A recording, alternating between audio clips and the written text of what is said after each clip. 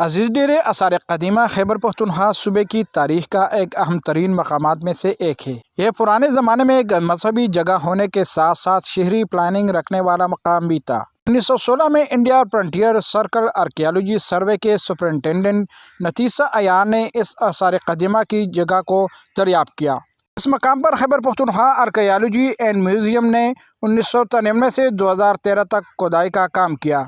یہ مقام دو حصوں پر مشتمل ہے: سیکولر ایریا اور سیکیورڈ ایریا، جس میں علیحدہ عمارتیں شامل ہیں۔ سیکولر ایریا میں رہائشی عمارتیں، کمرے، اسمبلی ہال، بازار اور ممکنہ طور پر ورکشاپیں شامل ہیں، جبکہ مقدس ایریا میں مرکزی اسٹوپا، چھوٹے اسٹوپے، راہبوں کے سیلز اور دیگر مذہبی عمارتیں شامل ہیں۔